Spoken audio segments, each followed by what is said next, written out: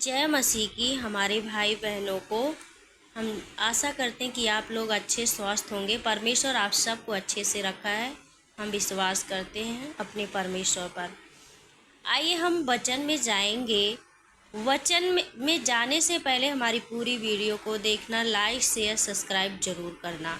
आइए हम यहाँ सीखेंगे। 1 मिनट, ये उड़ रहा है, हवा पंखे चल रहा है इस पे। हाँ, तो यहाँ वचन लूका के 15 से 11 से आज हम कुछ बात सीखेंगे कि हमें क्या करना चाहिए और क्या नहीं करना चाहिए। हमसे परमेश्वर क्या बात करना चाहता है। तो हम ज़्यादा टाइम ना लेते हुए वचन में जाएंगे। यहाँ देखिए लिखा है, फिर उसने कहा, किसी मनुष्य के 2 पुत्र थे। उनमें से छोटे ने पिता से कहा, यहाँ देखिए हमने ये नहीं पढ़े, उड़ाऊ पुत्र का दृष्टांत आज हम सीख रहे हैं, ठीक है।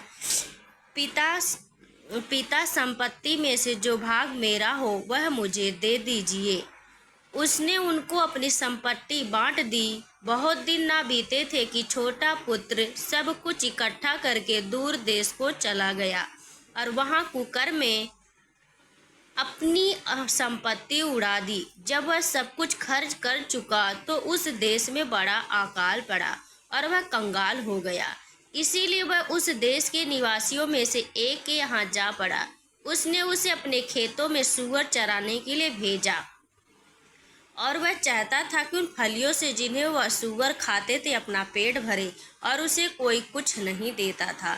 जब वह अपने आप में आया तब कहने लगा, मेरे पिता के कितने ही मजदूर को भोजन से अधिक रोटी मिलती थी और मैं यहाँ भूखा मर रहा हूँ। अब मैं उठकर अपने पिता के पास जाऊंगा और उससे कहूंगा कि पिताजी, मैंने स्वर्ग के विरोध में और तेरी दृष्टि में पाप किया है।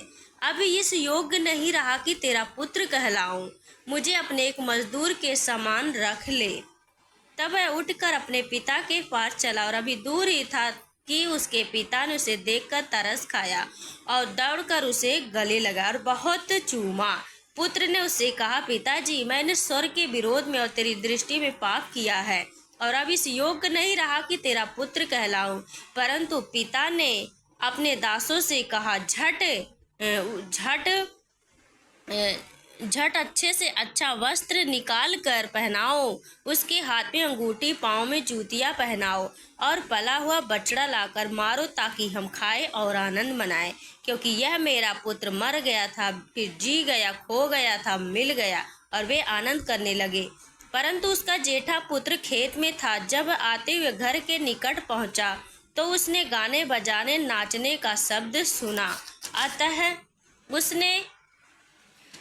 उसने एक दास को बुलाकर पूछा, यह क्या हो रहा। उसने उससे कहा, तेरा भाई आया है और तेरे पिता ने पला हुआ बछड़ा कटवा, इसीलिए कि उसे भला चंगा पाया है। यह सुनकर वह क्रोध से भर गया, भीतर जाना ना चाहा। परंतु उसका पिता बाहर आकर उसे मनाने लगा। उसने पिता को उत्तर दिया, देख, मैं इतने वर्ष से तेरी सेवा कर रहा हूँ, कभी भी तेरी आज्ञा नहीं टाली, तो भी तूने मुझे कभी एक बकरी का बच्चा भी ना दिया कि मैं अपने मित्रों के साथ आनंद करता। परंतु जब तेरा यह पुत्र, जिसने तेरी संपत्ति व्यवसायों में उड़ा दी, आया तो उसके लिए तूने पला हुआ बछड़ा कटवाया है। उसने उससे कहा, पुत्र, तू सर्वदा मेरे साथ है और जो कुछ मेरा वह सब कुछ तेरा ही है। परंतु अब आनंद करना, मगन होना चाहिए, क्योंकि यह तेरा भाई मर गया था, फिर जी गया, खो गया था, मैं मिल गया। आमीन। आइए हम इस वचन से परमेश्वर हम कुछ बात सीखेंगे जो परमेश्वर हमसे बात करना चाहता है उड़ाऊ पुत्र के बारे में। देखिए, यहाँ सबसे पहला जो उड़ाऊ पुत्र का जो पिता है वो परमेश्वर पर भरोसा करता है।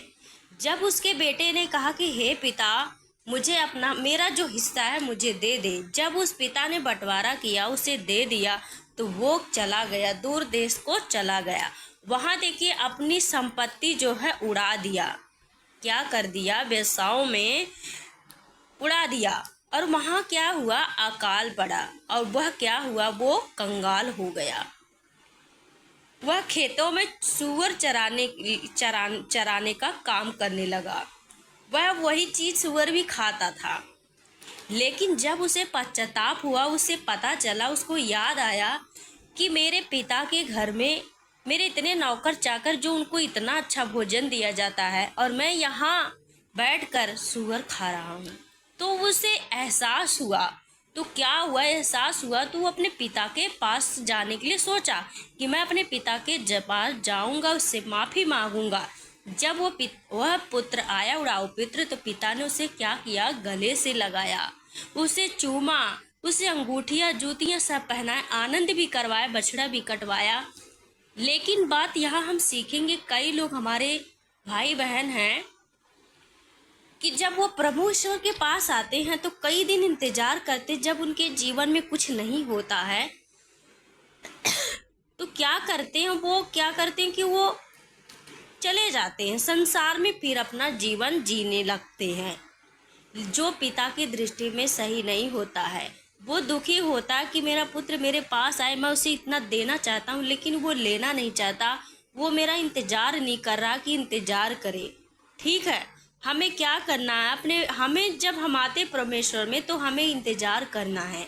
हमें देखिए, जब हम संसार में इतना दिन बिताकर दुख सहते हैं तो क्या हम प्रभु में आते हुए थोड़ा सा दुख ना सहे? तो हमें देखिए, लेकिन वो हमारा पिता है। जब देखो संसार का पिता होकर अपने बेटे को गले लगाया, चूमा, तो वो पिता से पूछो जिसने हमारे लिए अपनी जान तक दे दिया, उसने हमारे पाप को अपने ऊपर उठा लिया। उस पिता से पूछो, जब हम लोग दूर हो जाते हैं उससे, जब उससे हमारा कोई लगाव नहीं होता, तो हमारा पिता क्या करता, वो निराश होता है। क्या हम ऐसा अपने पिता को निराश करते हुए अच्छा लगता है? जब हम अपने संसारिक पिता से इतना प्रेम रखते हैं, तो अगर हम उतना प्रेम अपने आत्मिक पिता से, परमेश्वर से करते हैं, तो वो बताओ, जब ये संसारिक पिता होकर अपने बेटे को पाँव में जूतियाँ पहनाया, सब कुछ पहनाया, उतना आनंद किया, तो जो हमारा स्वर्गीय पिता है, अगर हम उससे प्रेम करेंगे, अगर हमारे अंदर कोई हम पाप कर रहे हैं, दूर हैं, प्यार नहीं करते, अगर आपने कोई परिवार में कोई है जो मान नहीं रहा, बहुत बहुत जो है कि किसी की बात नहीं सुनता, वो नशे करता है, वो क्या करता, नफरत करता है मसीह से, तो अगर उस परिवार में आप अकेले हैं, विश्वास कर रहे हैं, तो आप विश्वास में बने रहो, उसके लिए अपना जीवन ठोकर मत खाओ। जैसे ये उड़ाऊ पुत्र, जब उसने सोचा कि मैं अपने पिता के पास जाऊंगा, तो वैसे वो भी एक दिन आएगा। तो हमें इस वचन से हमें एक बात तो सीखने को जरूर मिलती है कि हमें केवल देखो, सब बातों के लिए एक ही अंत है, आप विश्वास करें परमेश्वर के वचन पर। जब वचन ही परमेश्वर है तो आप लोग वचन पर क्यों नहीं विश्वास करते?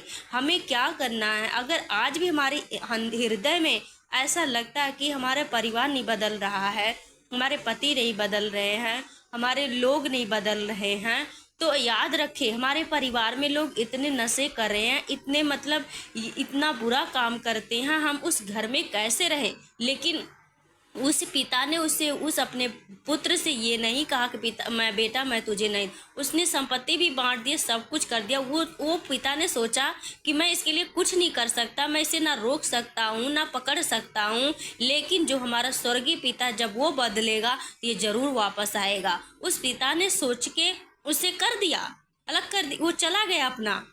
तो वैसे हम देखिए, हम अपने बुद्धि से, अपने ज्ञान से, अपने चीज़ों से हम अपने लोग को बदल नहीं सकते। जब कुछ बदलेगा तो हमारा क्या, परमेश्वर ही बदलेगा।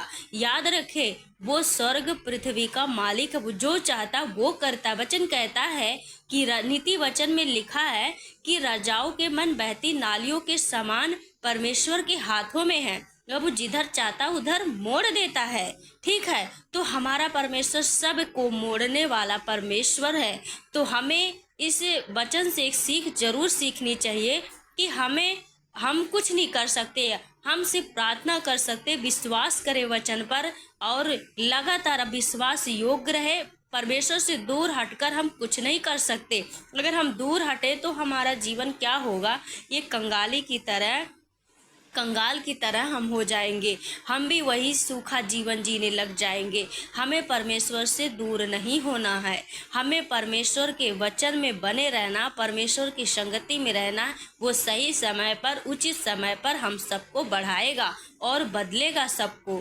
ठीक है, तो इस वचन को आप जरूर याद रखें, सुने, अपने भाई बहनों के पास अगर जो दुखी निराशा में, तो ये इस वचन को शेयर करें ताकि वो भी सुन सके, कि परमेश्वर सब कुछ करने वाला परमेश्वर है। वो हमारे मन का जांचने वाला परमेश्वर, वो मन को बदलने वाला परमेश्वर है। आप निराश ना हो कि मेरा परिवार नहीं बदल रहा। याद रखें, जैसे इसे पुत्र ने पश्चाताप किया, वैसे हम लोगों को भी पश्चाताप करने की ज़रूरत है। वो भी पछताएगा। वचन कहता कि हर एक घुटना यीशु के नाम में टिकेगा और हर एक जुबा कहेगी यीशु ही परमेश्वर है।